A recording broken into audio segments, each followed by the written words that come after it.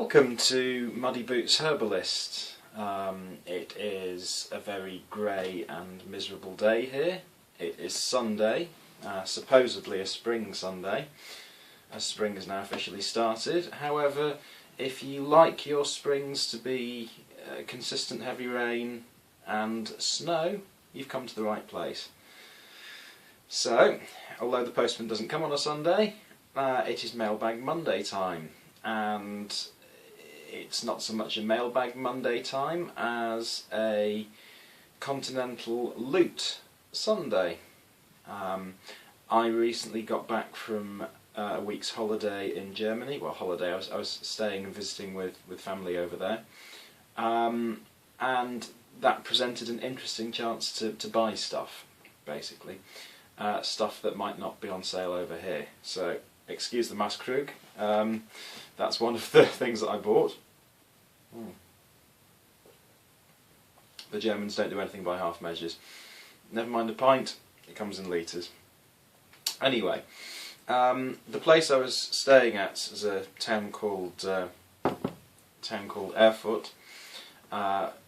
Photo here of the town square, the Domplatz. It's the birthplace of Protestantism because of Martin Luther, and they also grow woad. They grew woad in the late medieval and early Renaissance period until indigo came in. There was actually a woad shop in Erfurt. Some of the displays they had in there that I snapped furtively here, and a painting of the city as a postcard in woad here. So they still love their woad, and their links to that medieval tradition of woad making or dye making from woad. I'd like to try it myself one day, but getting enough urea to extract whichever principle gives the blue dye, I can't remember its name exactly, is going to be fun. I'll either use ammonia or some kind of boiled down urine, I imagine. That's another vlog's content for sometime in the summer or later. So Erfurt's a lovely medieval German city. It's quite unique in the sense that it wasn't really damaged by the bombing in World War II, so it's a more or less intact medieval German city centre. Lovely time over there, and I had the opportunity to bend my wallet slightly, and I'll be showing you some of the things I bought in a minute. Also, while I was away, a parcel arrived from me from a lovely English herbalist called Andy Hughes, and this is a box full of bottles and other bits and pieces which I've not opened yet, so I'll open that first and we'll look at that. It's quite one of those ironic stories, really. I'd sent her a spray bottle and top for one of her patients. She needed to make some wound spray or something, I can't remember what it was. And I had the spray bottles and she didn't, so I sent her one, and she said invoice me, and I promptly forgot. It's a couple of quid, who cares? And then she came into possession of some bottles and sprays, and I think pump dispenser or something, so she said, do you want me to put together a package for you? And I said, well, if you're prepared to share, then please do. So the box has arrived, and by the way it's rattling, I think that's what it contains. So I'll open that first and then look at some of the haul of interesting things from Germany. Unfortunately, this means more looking at my hands, gesticulating like an Italian, but best I can do. Alright. So, first up is the rather interesting looking goodie box from Andy. As usual, I've covered my address and hers, so I don't get people stalking us. If you do want to send something into the channel, please do feel free to send me a private message here on YouTube, or drop me an email, and I'll send you my address, and it'll be part of another Mailbag Monday. Too tempting having beer in the dispensary. Yeah, so let's see.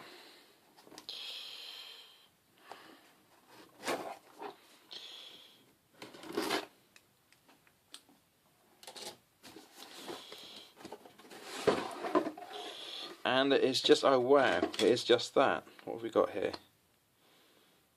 Spray dispensers? pump dispensers. I'm not going to open them because they'll get back together again. 200ml bottles. So 200. Oh, these look. Oh, those could be used as nice tincture bottles actually. Brilliant. Fantastic.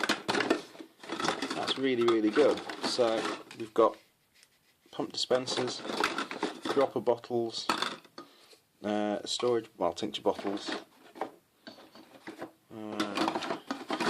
spray tops. That is really, really good. And I've got plenty of bottles for these. There's more spray tops than there are bottles, but I've got plenty of bottles these will fit on. These are a standard, I think it's R20 or R18 bottle top size. So if I can get one of my stock bottles off the shelf, what size is it? It'll either be one of these, which it's not, or these that come in essential oil size. Yeah, that's the size it is. Brilliant.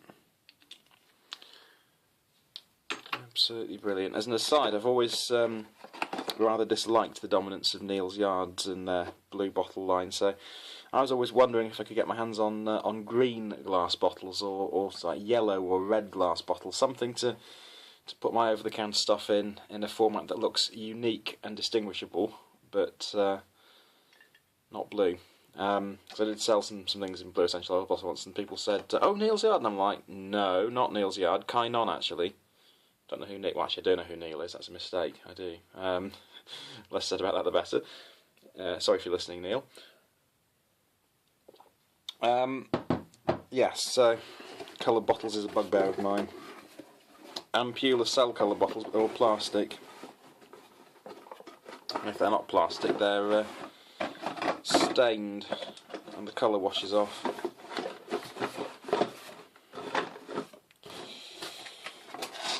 Things never go back in a box the way they came out, do they?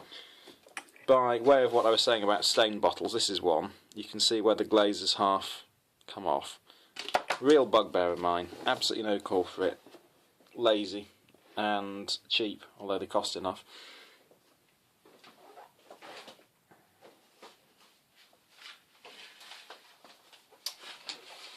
So, on to the things from Airfoot here, or two sets of things. Very tempting. The first load of stuff is I've been buying seeds. So in one of my last Mailbag Monday video I mentioned a company called Chris Herrensen, which is one of the quite venerable German seed companies. And I'd somehow by accident on eBay ordered hyssop seeds just from an eBay seller, and they ended up being Chris Herrensen seeds, complete with the Original Erfurter Gewürzquarte sticker on the back. And I thought, oh, this is interesting. I didn't know anything about Chris Herrensen at this point. So I was walking around Erfurt exploring a couple of weeks ago, and I found their shop just off the Domplatz. I think it's on the... Yeah, it's going out the Domplatz down towards the Kramerbrücke on the left, third on the left. And I went in there, not a particularly large shop, just like a normal British-sized florist, I suppose. And they did have slight floristy kind of stuff in there, but they also had probably walls 8 foot tall and about 12 or 13 foot of walls covered in seed packets. So I spent a very enjoyable half hour buying seeds. And the other thing to report on the seeds front is they're cheap. I think the cheapest packet of seeds I bought was about 59 cents, about 50p. And the most expensive was, okay, 1.29. But when you think that most British garden centres are charging at least £3 per pack of seeds these days, absolute daylight robbery. My arse is already burning at the thought of paying those kind of figures. It's a really, really good price, and what I remember packets of seeds when I was a smaller child costing, and what I think they should still cost. So, what kind of herb seeds are on sale in a normal German sort of floristy garden seed shop? A not particularly big one. We're not talking garden centre, we're talking small town centre shop. Well, really quite a lot. And more than it being really quite a lot, it's the kind of stuff that you wouldn't find being appealing to British people. Look at this. This is mugwort. Mugwort, yes, bifus. Mugwort. Artemisia vulgaris. How many British florists or small garden shops sell mugwort seeds? I mean, come on. This is Echinacea purpurea. I've never had much success growing it, but I thought, well, with seeds at being, I think it was about £1 for the packet, €1 for the packet, I thought, why the hell not? Rue. Obviously not the traditional use of rue was, it was for procuring abortions. But there we go. This was... I didn't buy this. I was given it when I checked out. Some kind of competition. You grow the biggest tomato or something and send it in, or send a photo in and you get a prize or something. So I can't do that from Britain, but I'll grow the seeds anyway. Free seeds is always a winner. Wormwood? Wormwood. Again, how many British garden centres sell wormwood? Sweet leaf. Stevia abordiana. Yeah, Stevia abordiana. Really, really impressed. Again, up until very recently, these seeds weren't even certified for sale in Britain. I remember actually a friend of ours smuggling seeds in from either the Netherlands, or it might have been by mail order from America, because he wanted to grow them, and they just weren't on sale because they hadn't been certified or deemed as safe or gone through the EU's agricultural processes. And he was very excited about this and was interested in stevia 10, 15 years ago. It's only just become a thing in the UK, really, over the past 5 years. But again, on the continent, they're far more keyed into this kind of stuff. So I thought I'd grow some and have a go. Arnica montana. Again, just wow, I mean, brilliant. Passion flower seeds. Unfortunately, it's a mix. They don't contain Passiflora. What's the medicinal one? Incarnata. They are, what are they? They're a mix of Chirellula, Quadrangularis and Alata. So not the medicinal ones, but still, it would be very nice if I could grow them over my herb workshop shed, which I've still not built, down at Kynon. That'd be lovely, so I'll try growing them anyway. Wild garlic. I mean, just where can you buy wild garlic seeds in Britain? You can't. It's brilliant. So, given that we've got trees down at Kynon that are now starting to grow up, and I'd really like to have wild garlic growing underneath them, I will try growing those and introducing them to our fledgling wood. Oops. Jerusalem artichokes. Again, I've never grown these. I'd like to. I do use the tincture. I think I've used about 1 litre in 2 years, so I don't use it heavily, but I will have a go at it. At growing it, why not? St John's worts, a cultivar called Topaz. So this is going to have some fun with this again. And last, the cat grass. Now, I'm not a huge fan of cats, I must admit. So, why did I want to buy cat grass? Well, because it contains Avena sativa and Phleum pratensa. Now, I don't know what Phleum pratensa is, but I know what an oat seed looks like. I'm going to pick the oat seeds out of this packet, and I'm going to sow them.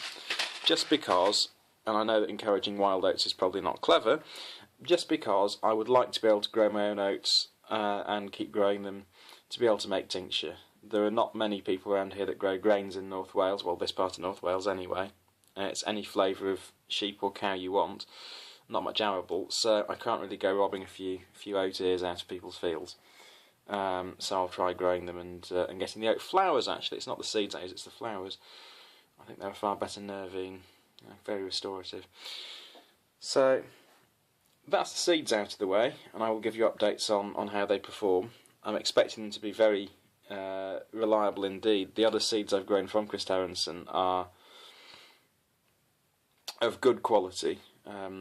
Probably better than the kind of seeds you get in this country. Certainly better than like Sutton's and those kind of things. At least I found the viability to be better.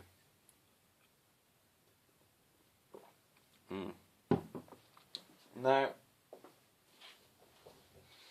the last thing I brought back, apart from a large beer glass and some beer to go in it, and that I'm very glad that they didn't bother searching my bags for, was I was walking around one of the local supermarkets. I have a feeling it was Kaufland's, it might have been a Norma or something, and I saw what I thought was vinegar. My German's coming along again, but it's not perfect. And I looked at this and I asked my dad about it. And it is basically vinegar, but it's so much more. This is what the Germans call Essig-Essence.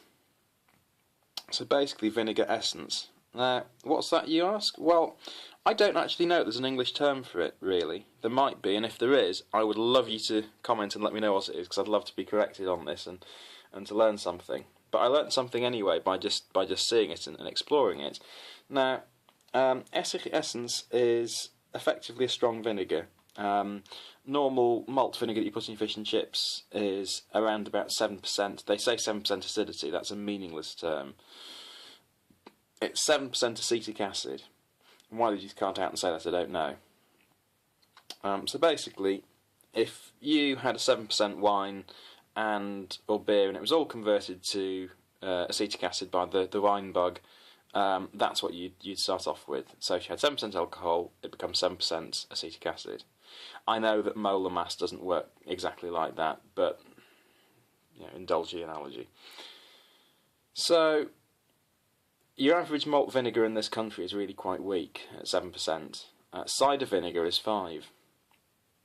A lot of people say that herbal vinegars are not very strong because of the extraction.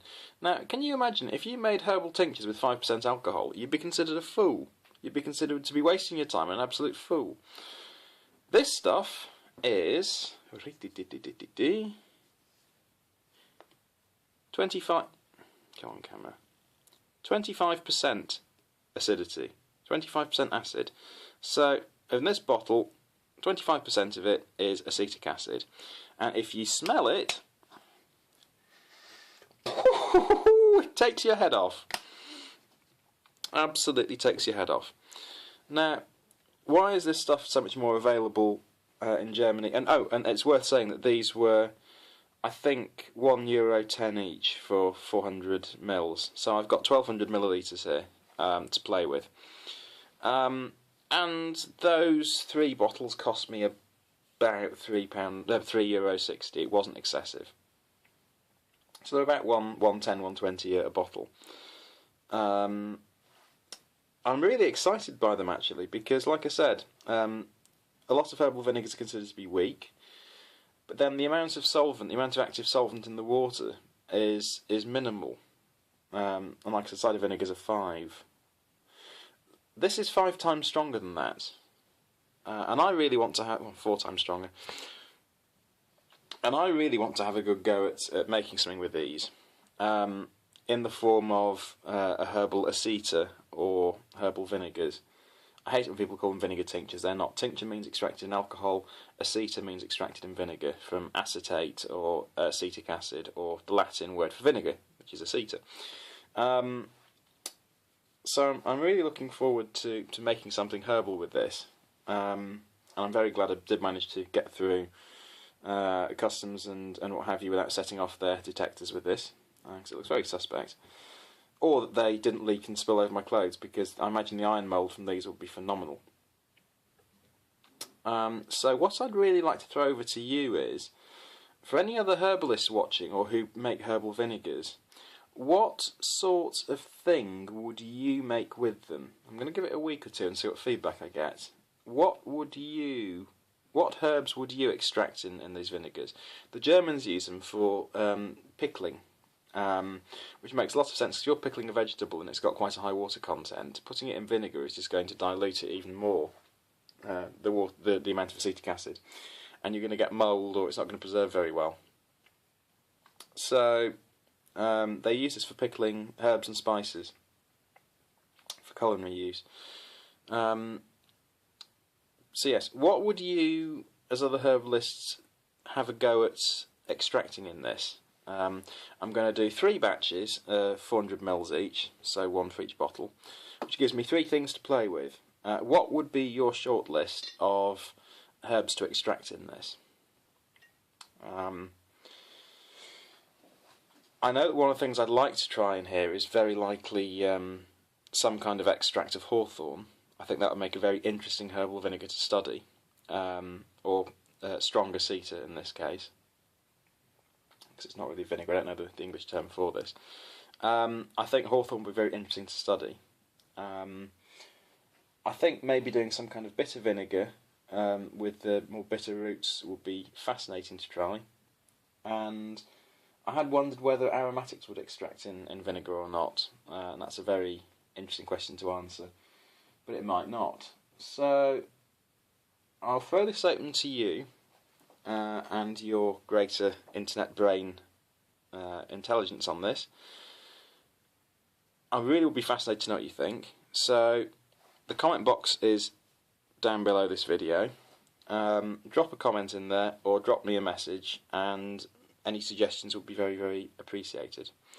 Yeah, that's about it all for this Continental Loot Sunday, or Mailbag Mondays it's actually going to really be. And I hope you enjoyed this video. Please comment, like I said, like and subscribe. And we'll keep on making more videos and sharing our herbal adventures with you. Alright, as we say always on Muddy Boots Herbalist, will I do wedding? See you later.